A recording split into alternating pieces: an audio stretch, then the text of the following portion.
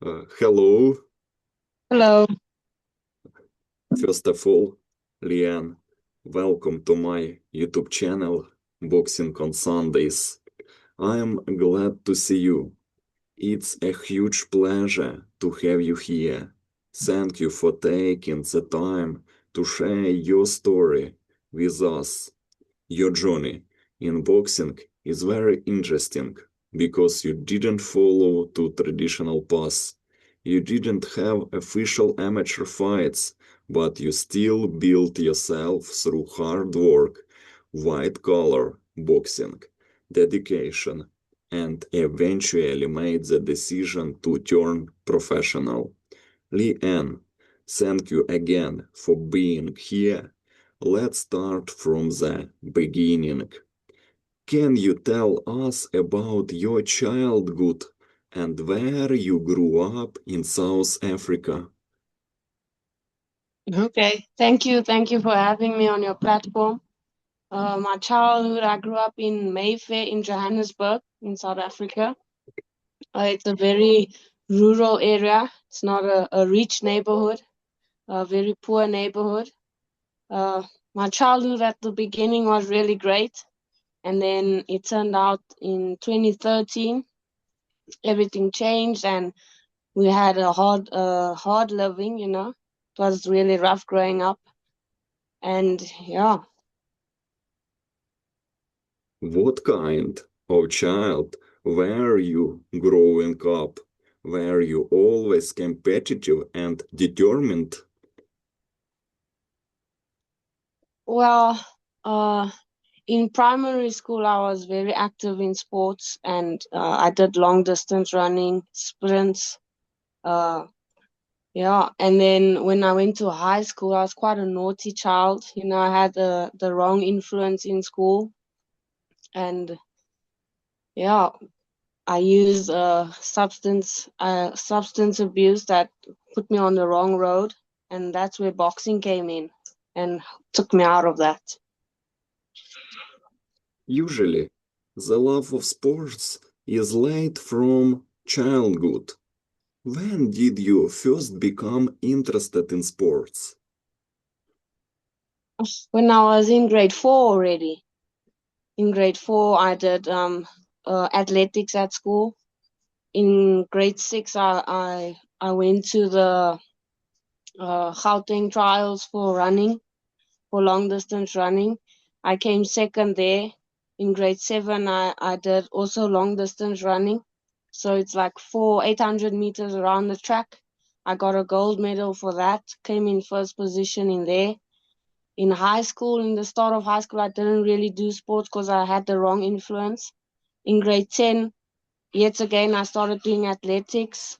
And then I played rugby, girls rugby in high school.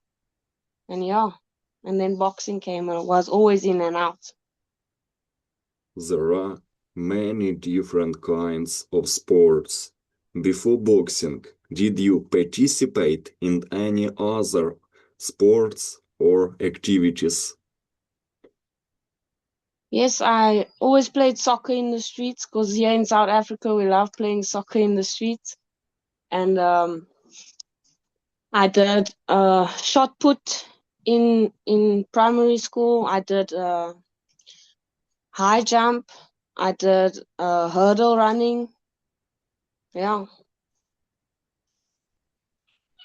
Oh, unfortunately, yesterday, South Africa lost to Canada at the 2026 World Cup. Unfortunately, Yeah. It was our first time going this far in the World Cup, so yeah, at least we got this far this time. Hopefully next time around we'll make it to the finals. yes, yes, further, more. What values did your family teach you that helped you later in boxing? Me and my family aren't really that close, but they taught me that I need discipline in anything I do in life, in sport and in just in life, and that I shouldn't give up, even though it might be hard or I might lose or I might not always get the best results out of it, but I should just keep on going because um, perseverance will get you somewhere in life. You never give up. Did you always have a fighting spirit, even as a young girl? Yeah. I always used to fight a lot in the streets and fight with the boys especially. So that's why my mom put me into boxing in 2016 because she saw that I was always fighting in school, even I was fighting in school a lot. I had a very short temper. Yeah, so fighting is a part of me. You are a fighting girl. This character helps you. When you Yeah. look, when you look back at your childhood, what memories shaped the person you are today? Mostly the fighting part of it, because I mean, if I didn't fight in school and in the streets a lot, I think I would have never took part in boxing because I mean, I'm not used to being punched in the face and stuff like that. But yeah, I think the fighting part plays a big role now still because it taught me then that I'm tough, you know. I can take a punch and I can move forward after taking that punch. And until now, I haven't been knocked down. I haven't been stopped in a fight. I have lost a few times, but yet I still keep on going.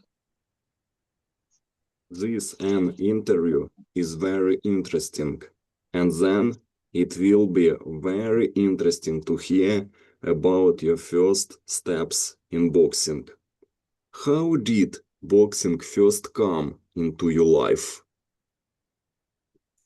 Well, my partner Benice, actually, she's the one who took me to the boxing gym the first time in my life because she was always in the gym. So she took me to the boxing gym in 2016 and I was just hooked from there. You know, I loved hitting the bag. I loved the energy in being in a boxing gym. It's way different than any other sport, you know. You can play soccer, you can play rugby, you can do whatever you like, but the atmosphere in a boxing gym is just electrifying. So she took me into the boxing gym in 2016 and I was hooked since there. I had in 2017 I graded as an amateur boxer at a different boxing club than the one she introduced me in. And then I graded as an amateur boxer. I went to like 3 or 4 different tournaments. So, you know, in the amateurs, you go and you weigh in. And if there's somebody in your weight ready to fight, and then you fight on that day. If not, then unfortunately, you can't compete.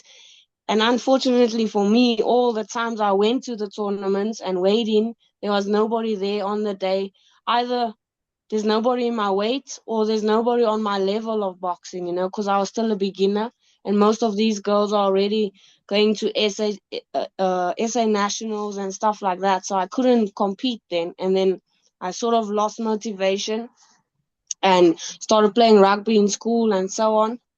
And then in about 2019, I think, or 2020 actually, I went to this other gym that's not really a professional gym or an amateur boxing gym. It's just a private gym, basically.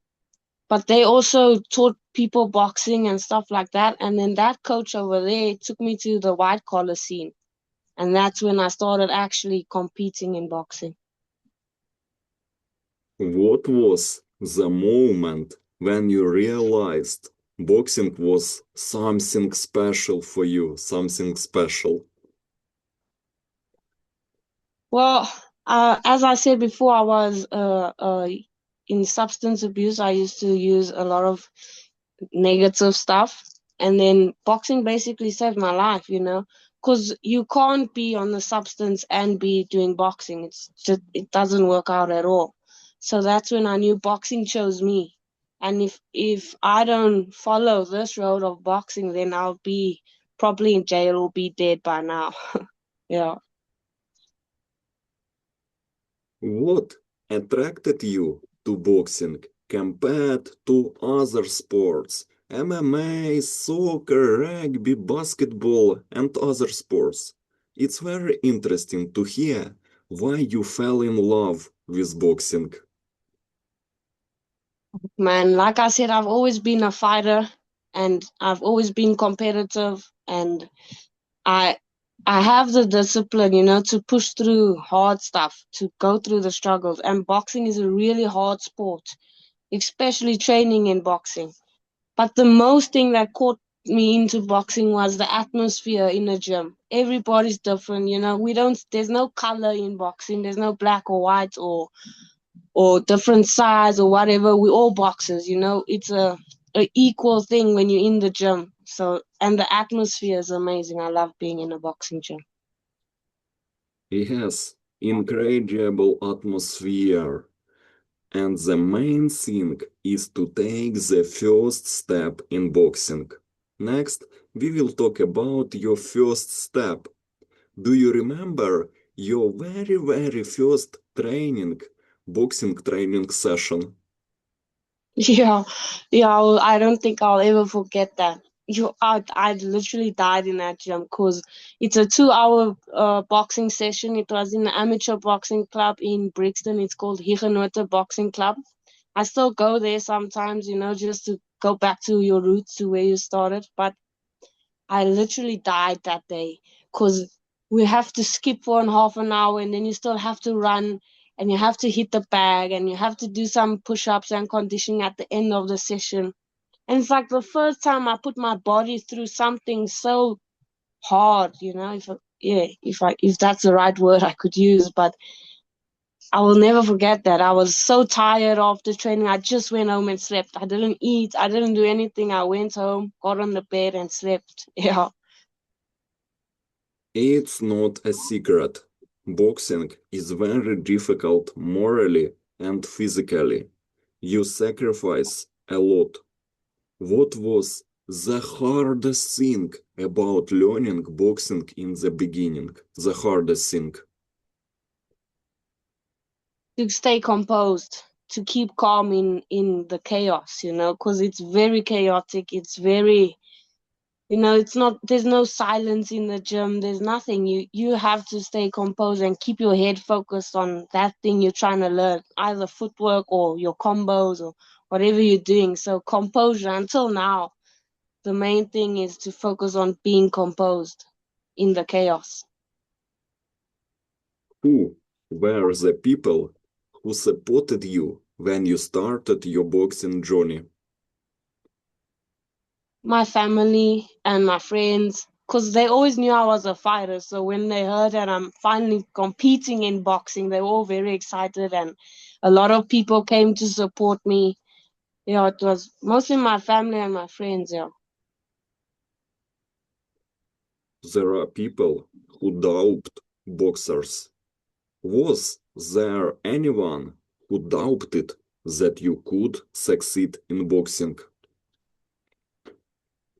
I'm sure there was, but there was never really anybody who told me to face that you won't be able to do this, or. But there's always somebody behind your back that's like not for you, or think that you aren't capable of doing that. So, but not really anybody that I could mention straight up. Yeah.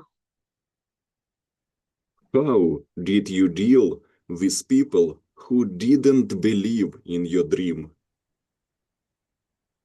In the beginning it was quite hard because you need all the support you can before stepping in the ring, or following chasing your dreams, but you just shut them out. I mean, if you're a boxer or you compete in any sport, you don't really have time to socialize with anybody, or hear all these negative things, or see all these negative things on social media or whatever, but you just shut them out because they noise in the background, and they fuel you actually, because haters, they hate you for a reason, or they doubt you for a reason because they know they can't do it. So yeah, just shut them out. You mentioned that you never had official amateur fights, but you did great as an amateur boxer. Can you please explain that journey? Yeah, so in 2016 was the first year I joined an amateur club. That was quite far away from my house. I had to walk at 7 o'clock at night when the gym ends. I had to walk like almost 5 kilometers back home where I lived, which was quite dangerous and so on. And then my mom put me into a gym that was like 2 blocks away from my house. I trained there for 6 months, and then my coach's name was Coach Riaz.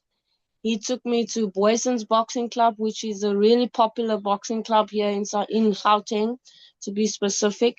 And I graded there as an amateur boxer, which was really cool because I never thought that I would even be graded as an amateur boxer because I was really naughty and didn't have the discipline. But then when I finally graded as an amateur boxer, I was like, okay, I can actually do this. And then, yeah, it was quite awesome to grade there in the Boyson's boxing gym as an amateur boxer. And then I fell out of it for like a month or two, and I went back to the gym. And then my coach took me to a few tournaments, and I myself went with my friends to a tournament because you just show up on a Saturday. They mostly have a tournament on a Saturday. You just show up, you give them your amateur booklet, and they weigh you in, and then hopefully you wait for an opponent. And I didn't get any opponents. Yeah. Why did you never get the opportunity to have official amateur bout? Well, firstly, I don't think I had the discipline enough to stick into the gym the whole time. And when I went to weigh in, firstly, most of the time there wasn't anybody in my weight because I weighed like around 40, 46, 48 kgs, and all the girls were quite bigger than me, so they couldn't match us together. Or they were already so much experienced, like in Gauteng trials, going to SA nationals to compete in the amateurs. So they were not on my level, because I was a beginner amateur boxer. So they couldn't really match us together, yeah. It's not a secret.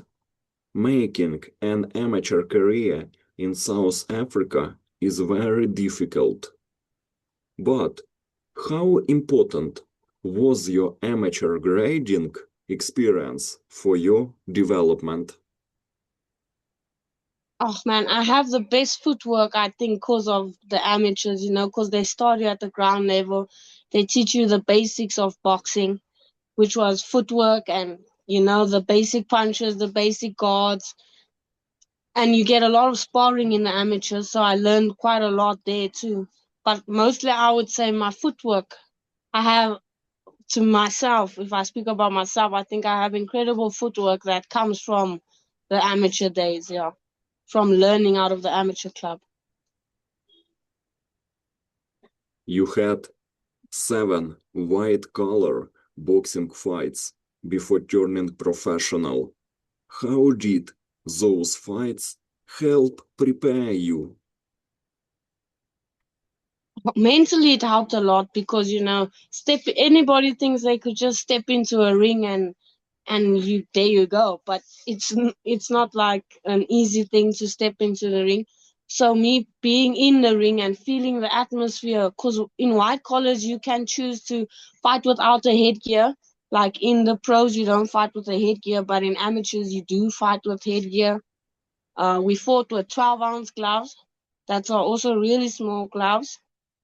And then, yeah, it gave me a ground level of how it would feel to be a pro because you get a entrance song. It's quite similar to the pro world. They have amateur rule sets, except for you can't wear a headgear and you can't wear a headgear and stuff like that. So that quite made me comfortable to turn pro already because I already fought without the headgear. I fought with small gloves. Yeah.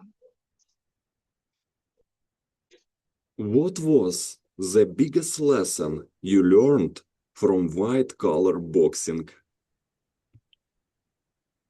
Composure. I needed to stay composed because it was so chaotic and so hectic. It's way different than sparring or I think amateur fights because it's just in amateurs, they throw a lot of volume of punches to make points.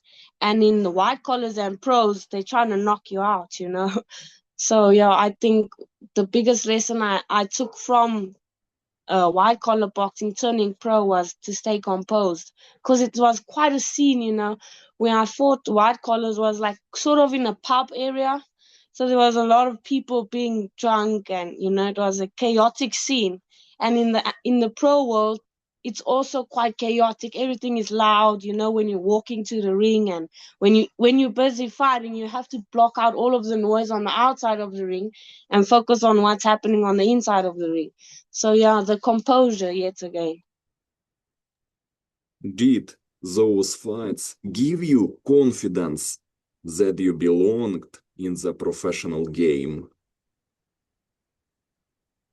Not really, because I thought I wouldn't have enough experience against all of these girls, because a lot of the girls in South Africa have more than 100 amateur fights, have gold medals in the SA challenges and stuff like that.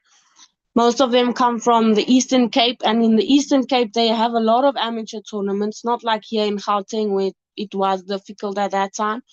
So most of these girls come from the Eastern Cape, and they have a lot of amateur experience. So I thought I wasn't really ready, you know, to turn pro, because I only have 7 white collar fights, and these girls have 100 and something amateur fights.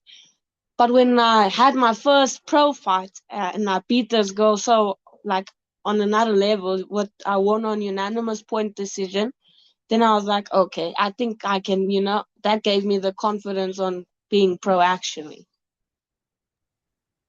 Amateur boxing and professional are like sports, two different sports. For you, how different was the atmosphere between white collar boxing and professional boxing? But like I said, it was quite the same. It was quite similar, because in the white collar scene, it's also as chaotic. There's also a lot of people, you know. It's like also quite the same spacing between pros and white collars, quite the same thing. So there wasn't really a difference, you know. Everybody's loud, everybody's chaotic. In the amateurs, there's only a few people around, and you know, it's quite quiet, because your corner can't really scream and tell you what to do. They have to wait until the bell rings and get you back in the corner. Then they could give you instructions. But in white collars and pro, they could shout from the corner and tell you, throw your jab, or, you know, move your head. So it's quite similar, white collar and professional boxing. Let's summarize your amateur period. Looking back, do you wish you had more amateur experience, or do you believe your unique path made you stronger? Yeah, sometimes I do wish that I had more amateur experience, because I would have loved to go to the Olympics and competed in the Olympics in the amateurs. You know, I think that's every beginner boxer's dream, is to be an Olympic boxer. But also sometimes I'm grateful that I didn't, you know, because I got thrown into deep waters my whole life. So, and I had to swim. So it doesn't really change everything for me. It just, yeah, sometimes I wish I had more like proper amateur fights and had the opportunity to go to the Olympics. But yeah, I'm also grateful that I didn't, because it I'm tough, and I'm, you know, I'm built different from others. So that will give me a step up from them. And next, we will talk about your professional career, your profi. What made you decide that the time was right to turn professional? So while I was still doing white collar boxing, I had an opportunity to go and spar professional boxers, you know, to get sparring in to compete at the white collars. And the manager that was training or covering those boxers that I used to spar while competing in the white collars, she was like, I'm ready, you know, I'm ready to turn pro. And she was the one who motivated me and took me to the pro licenses to turn pro. And yeah, she's the one who actually thought that I was ready, and I just followed her guidance. And she made me feel that I was ready to turn pro, because she saw the sparring, she saw what I did to her professional boxers, and I had none amateur fights. I was competing in white collars, but she saw something in the sparring that made her think that I'm ready to turn pro. And then she was my first manager in boxing. Her name was Colleen McAuslin. She was my first manager. So she was the one who took me to the pros, like to the pro sparring and to get my license done and everything like that. Yeah. So she believed in me when she saw the sparring, and yeah, and I just went from there. Do you remember the emotions before your professional debut versus Seani Morita? Yeah. I was really nervous, hey, because in white collars we just put normal wraps on our hands, the hand wraps you train in. And when I turned pro, I got a boxing kit and I got boxing boots, and it was way different than in the white collars. I just wore normal boxing kits and stuff like that. But when they started wrapping my hands with the gauze and the bandage and the tape, that's when I really got nervous, because it felt hard, and I was like, is this girl also gonna have the same hand wraps as me? And they gave us really small gloves because we fight in 8-ounce gloves. And I was quite surprised about that too. And yeah, it was quite, I was quite nervous and in the beginning. But once they played my intro song and I walked into the ring, it's like all of that nerve just went away. And then the bell rang, and there you go. Management is very important in boxing. Alone, without a team, it's difficult to move. It's important how your promoters lead you. Tell us about your manager and promoter. Well, my current manager is Colin Nathan. He goes by the name of Numa Kanjani. He has this. I don't really have a promoter, but he's the best manager in my opinion, and in a lot of other people's opinion in Johannesburg. He's the best manager because he has connections with Taken boxing promotions in Japan. So he has and he's promoted or made a lot of world champions before. He has current world champions under his stable. Sequence, I don't know if you know him, but he just came back from America and won the number one contender in the IBF rankings. He fought in Australia, if I'm not mistaken, and he comes out of the same management as me. We train out of the same gym. So for me, I believe that Colin Nathan is the best manager in South Africa, to be more specific, because he has a big variety of people overseas that he can connect with and put his fighters on there. But he's also collaborated with Boxing 5 Promotions that is based in Gauteng, and they also a really good platform. Before they used to have boxers fight on the zone here in Gauteng, which was a really big deal. I don't know what went wrong there, but they also a good boxing promotion that Colin Nathan has a collaboration with them. Yeah.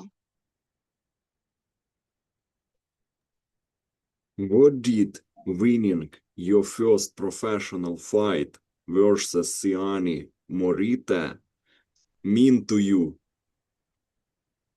Oh, that was just proof that I am capable of being a professional boxer, that I have the skill, I have the ability, and I have the dedication to actually be a professional boxer. But I was so happy after that fight, because I didn't know how they read the scorecards or what are the judges looking for. And yeah, I was so nervous that I would lose, and then when I won, I was like, I was stung out of my mind, because I always doubted myself a lot, but when I won that fight, I was like so grateful that I did the road work, I did the hard work in the gym, because that showed off in that fight a lot, yeah. You started your professional career with 2 victories versus Seani Morita and Harriet Ntanda. How confident did that make you feel? Not really that confident, but I was quite confident. I believed in myself a lot. My second fight, I had a knockout in the first round or second round, if I'm not mistaken. I can't really remember. But by the weigh-ins of my second fight, I already knew I was going to win, because I had so much hype from my first fight that I had a lot of confidence, and I believed in myself going into the second fight, that I stopped that girl in the first or second round. I think it was 1 minute 30 seconds into the round, and the referee waved it off because she took too much punishment. I had a lot of power on that girl because she was quite smaller than me. I had a lot of reach. Yeah, and I just let it go, and I wanted to get the stoppage going, but it gave me a lot of confidence. Yeah.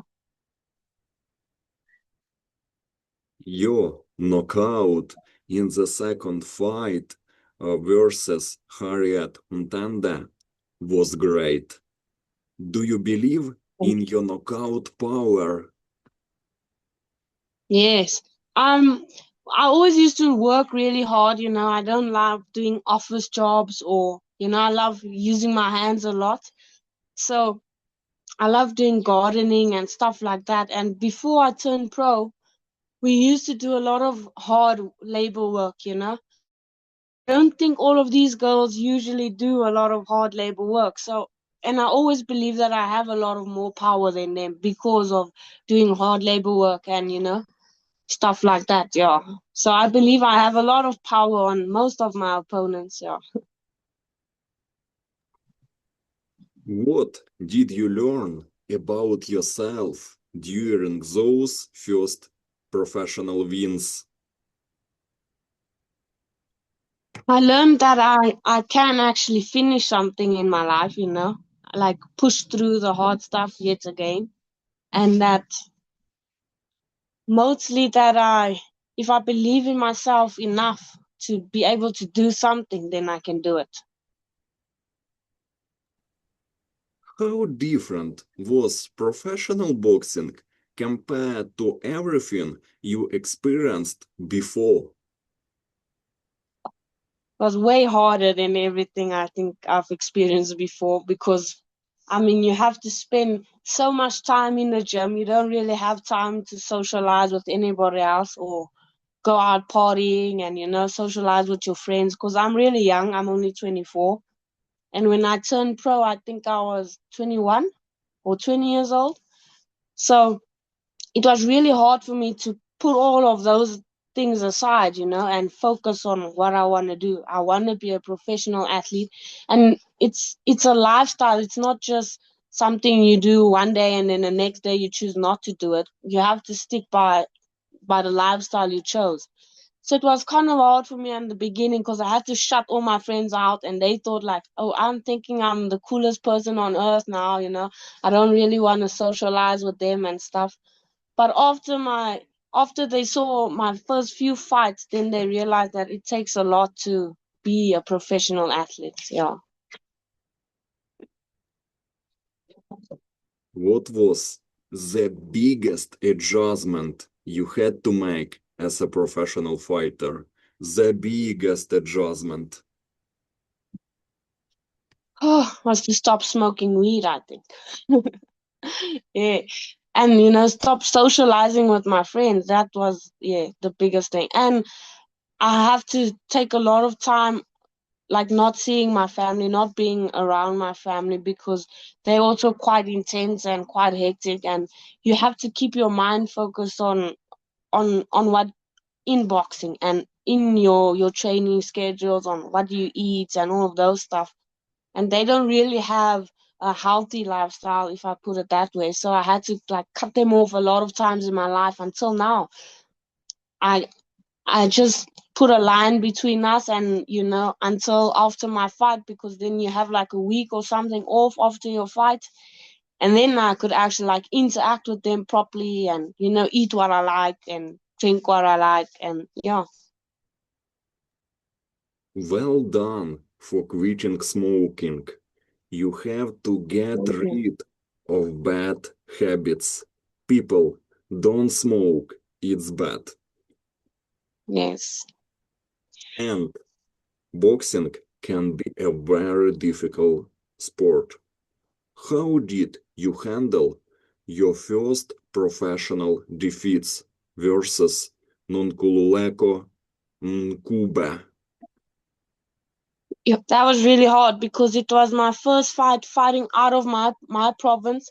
I had to travel to KZN, and it wasn't really my fight, you know, because I took the fight on a 2 week notice. I stepped in for somewhere else that was supposed to fight there.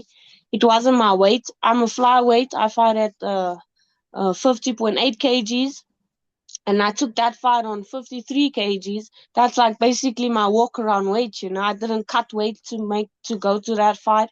So that was the one thing that I already knew was not going to work out for me, because she cuts weight and then after weighing she rehydrates and picks up a lot more weight, so she will be much stronger than me. But the most uncomfortable thing was for me that I had to go there. You know, I had to go to KZN in Usho, where I think it's the place is called. It's also a rural area, you know.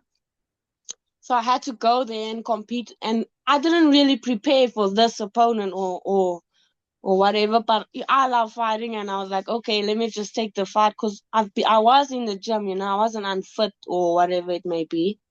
And then I took the fight and we fought, and I think I had her in the first few rounds until she headbutted me. And then my eye just started swelling up, so I couldn't see her punches coming because she loved throwing the overhand right hand. And unfortunately, it was my left eye that was being swollen up. So every time she lands, it just swells up, swells up, swells up more. And that happened in the first round already. So by the third round, I couldn't see her punches coming towards me anymore. And I knew that, you know, I wasn't going to get the win in this fight, but I wasn't also going to stop. So I kept fighting until the last bell, and then she won on unanimous point decision, yeah. What did those 3 losses teach you about yourself? That I have a lot of perseverance, I think. Because, I mean, I've lost 3 times in a row, basically. But yet I'm still in the gym. Yet I'm still wanting to learn more. Yet I'm still wanting to fight again, you know. I'm actually going to rematch that same girl I fought last in February. I lost against her on points too. I'm actually going to rematch her in August now, coming up. So, yeah, I have a lot of perseverance just to keep going. You never lost by knockout. That's very good. This means that your defense is reliable. You can't be broken. So Yeah. you have everything ahead of you. Did those moments make you question your future in boxing? Tell me please about your future. Yeah, man. I mean, if you can't stop me now, you're not gonna stop me in the future. If you can't make me quit boxing now, you're not gonna make me quit boxing in the future, you know?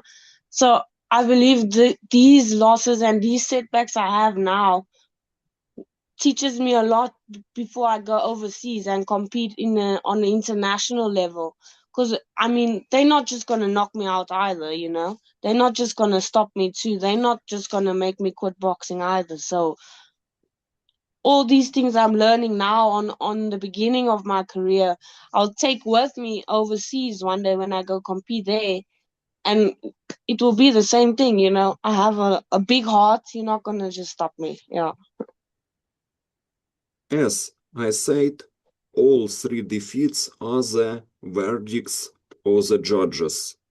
Did you feel that some of the judges' results were unfair? Yes, definitely. Especially in my last fight. I think that I landed the most cleaner punches, the most powerful punches. I mean, this girl, she just kept falling all over the shows, like falling down on the mat for no damn reason. And she kept hanging on me, you know. She was a very dirty fighter, if I could say it that way. And she made the fight look terrible, you know, because, I mean, I was ready to stand and pound with this girl, and she just kept closing the distance and falling on top of me. And if I step back, she falls down, and you know, she lands punches on my guards when I'm against the ropes and stuff like that. So I thought that I actually won that fight on the, if the judges were watching the cleaner punches and the most powerful punches.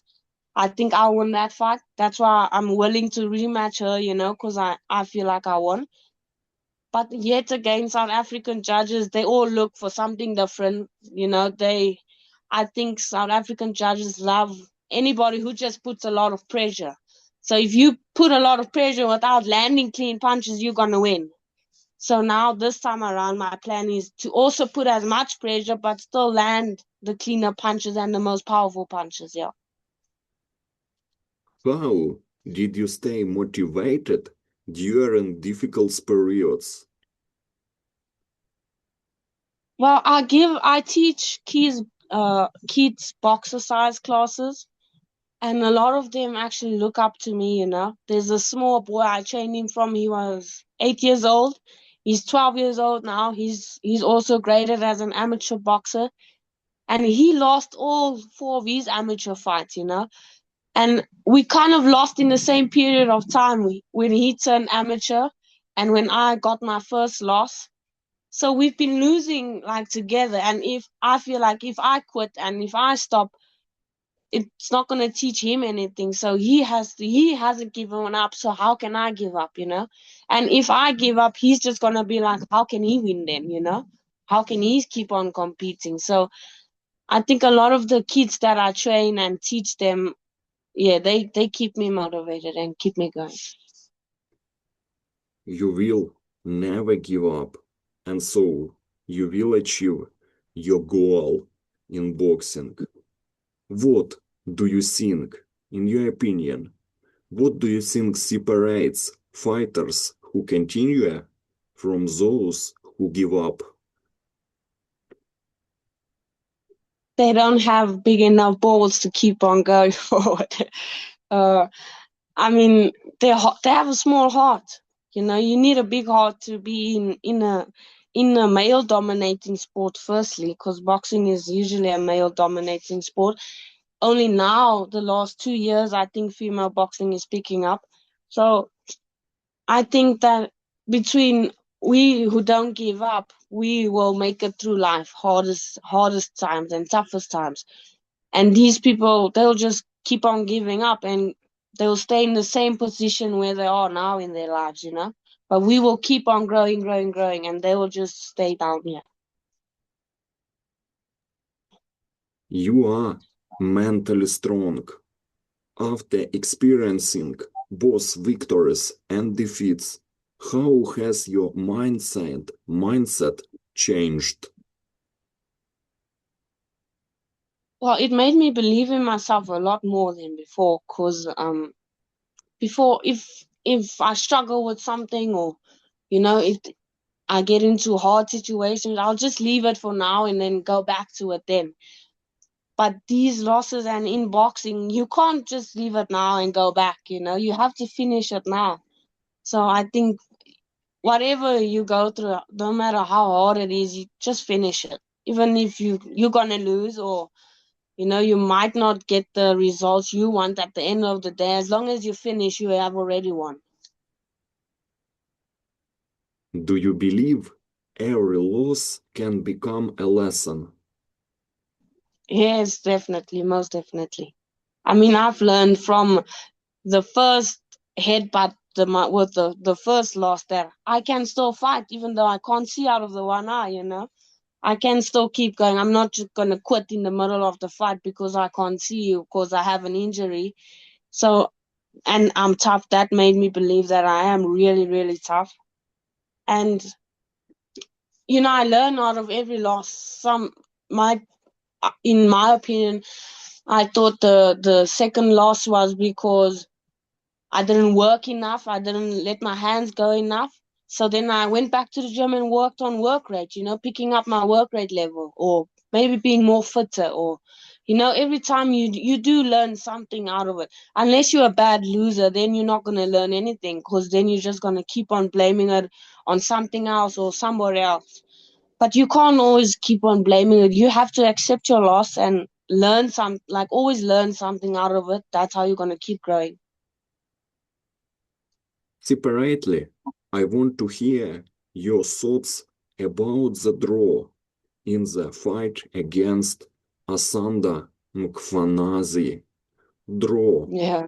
Are you satisfied with the draw in the fight? No, not at all. So it was the first time that city or province hosted a boxing tournament in years, And I went there and I fought in my weight. It was a good fight, But yet again, she hit me with a head, and I got another headbutt on the other side. But I learned already from the first headbutt that you're not gonna stop me, And I don't know how it was a draw, because I got a knockdown in that fight. I literally knocked her down, and the ref was in the corner there talking to her uh, coaches and whatever. So he didn't see the knockdown happening. And when he turned around, she was on the floor. And then he just came up and she told him that she slipped. And he just waved it off as a slip, not as a knockdown. So if he counted that knockdown, I was going to win most definitely. But he didn't count it as a knockdown. So yeah. And at the end of the fight, she had a concussion. Like, she had to go on a drip and oxygen. I even gave her my Energade after the fight, because she wasn't she went and vomited all over the place. So that shows the sign of being knocked down. So I think that wasn't also really fair, but at least I got a draw, not a loss. So yeah. By the way, did you talk to the promoter about a possible rematch with someone you lose to? Not really, but as I said before, I'm fighting in August again on Boxing 5 Promotions, hopefully. And they gave me an opponent, but this opponent didn't want to take the fight. So now they're saying the only opponent left now that's available to fight would be Libra Mutarini, the one I lost to in February this year, for a rematch. And I was like, yeah, let's go. Let's do the rematch. Despite everything you are developing, you get better with every fight. What is the biggest improvement you have made since your first professional fight? Well, firstly, I'm much more composed and calm in the fight, And then my range control, I have much better range control. And I let my hands go more. I've always had good footwork, and my head usually used to be on the center line, because I'm not scared of taking a punch in the face, but they say that's not a good thing. So I have better head movements now. I have better angles, creating angles. I can set them up better with my jab. I've never really used my jab as I did in my previous fight. So yeah, I think that my jab's better. I let my hands go. I can put much better, bigger combinations together, and I can create angles. And I can actually switch now, so I can fight in a southpaw and in an orthodox stance. Fans may not realize how difficult it is to be a boxer.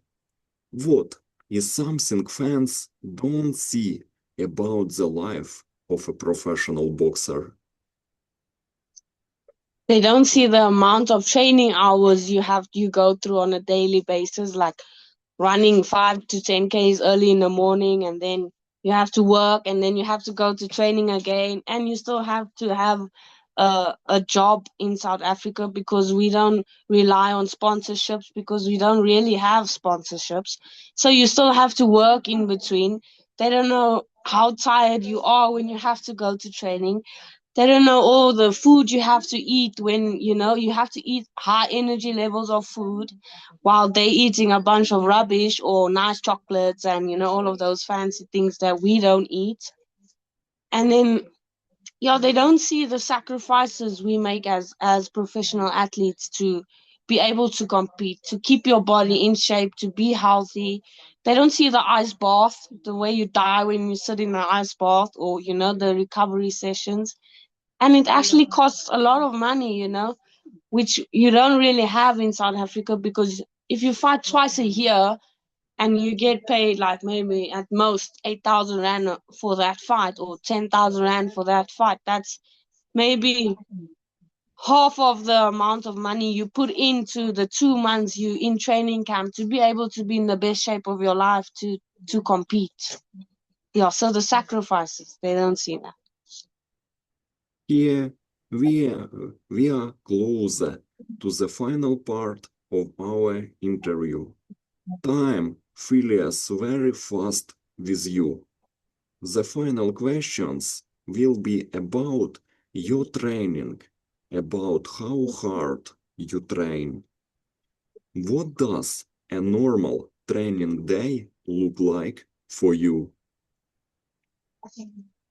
Well, I run in the morning. If I don't run, I go to a training session, which would be conditioning or boxing, or a running session where it contains out of a 4 kilometer run, and then you have to do repeat sprints or 20 100-meter uphill sprints without rest in between.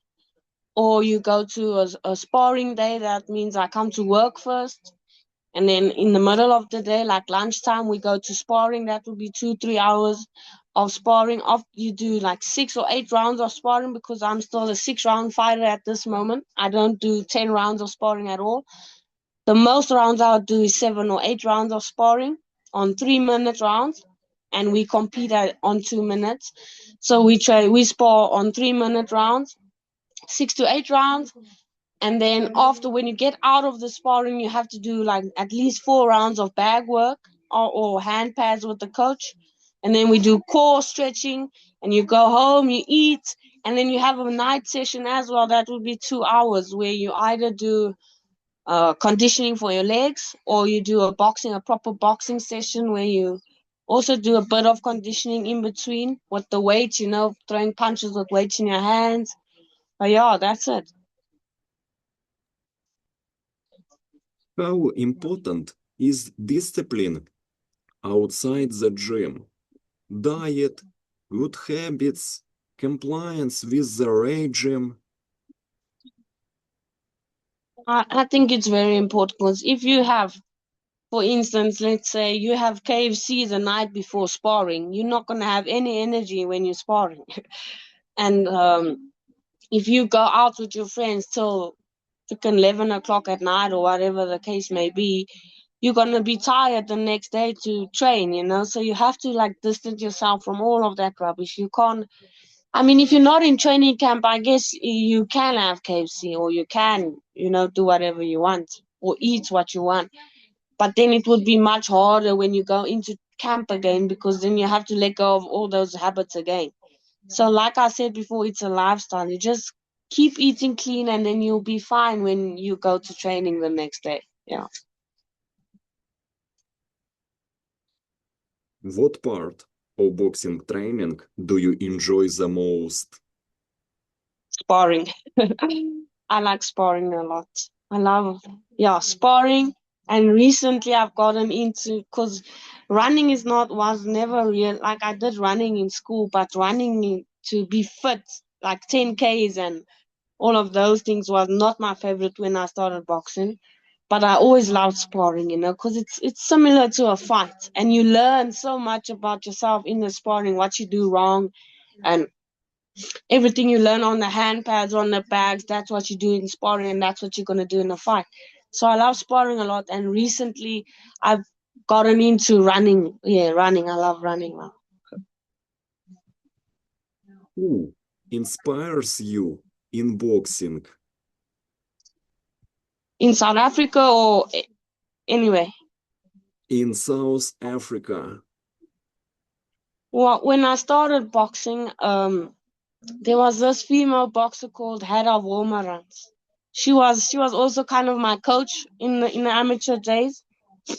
She actually gave class out of the gym that I went to turn amateur out of. So she was my inspiration because she was a professional boxer at that time. She retired now. She was 9-0. She was the SA champion. She was the, I think, IBF or IBF champion.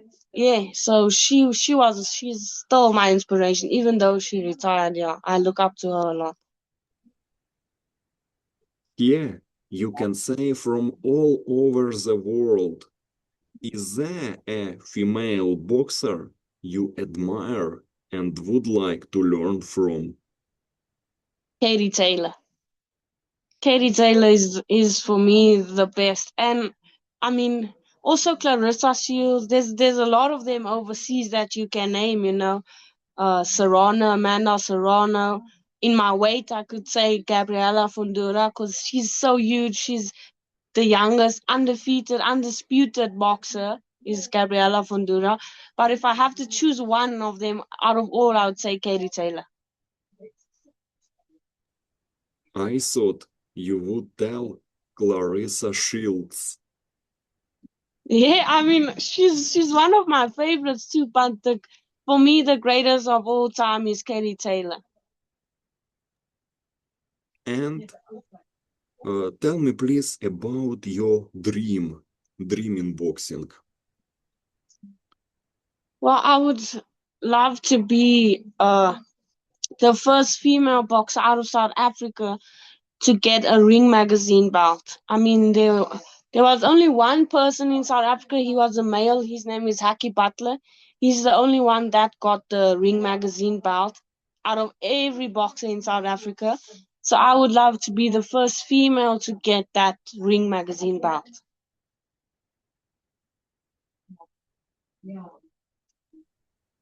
Who do you want to go into the ring right now? Right now, I'd just love to pick up from the losses. So for now, the starting step is in South Africa would be facing all the opponents I lost against, if it's possible. Like for now, I would start off with Libra Mtarini, and then I would love also a rematch with Asanda Mkwanazi, the girl I drew with. And then if I'm on an international level and in the ratings already, I would love to fight Gabriela Sanchez, the Mexican girl. I mean, she's the face of Mexican boxing, and Mexico is the mecca of boxing in the whole wide world. Whether some people disagree or whatever, but for me personally, it's the mecca, and she's the female face of boxing in Mexico. Yeah. Wow, very interesting. How do you plan to defeat Gabriela Sanchez? Tell me please about this possible fight.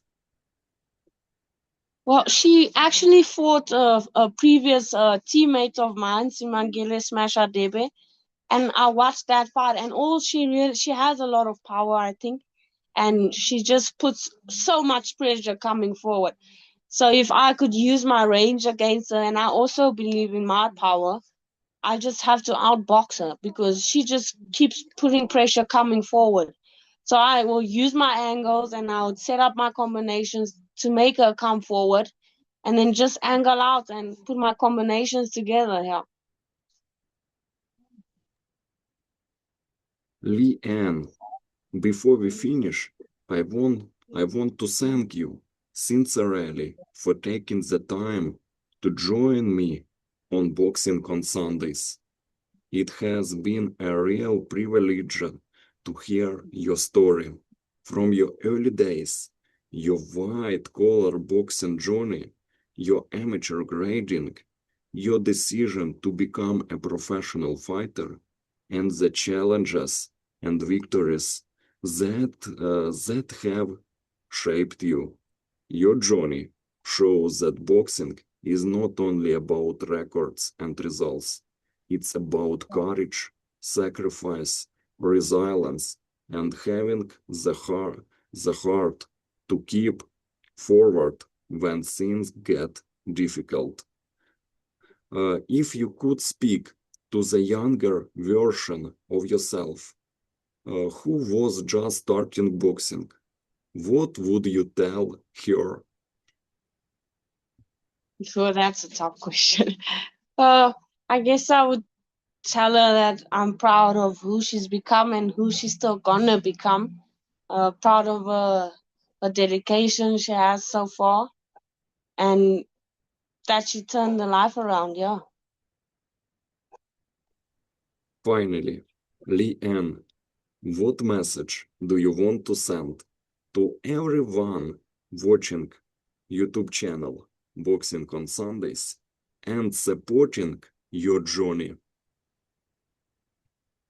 I would love them to keep on supporting female boxing all over the world, and supporting me as a female boxer, and supporting every other young girl that has had a few losses or had recently lost their last fight and whatever. They should know that it's not the end. If you keep on pushing forward and you keep on believing in yourself, you have that dip when you lose, but it's gonna pass away. It's like a wave, the wave doesn't just stay there. It comes and goes. So you have to have a big heart to keep on pushing forward. Yeah.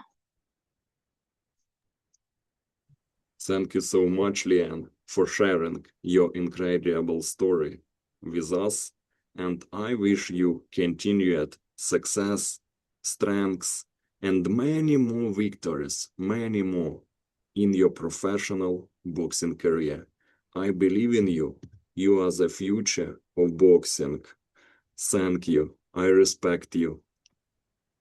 Thank you so much. Thank you for your platform, for putting boxers out there.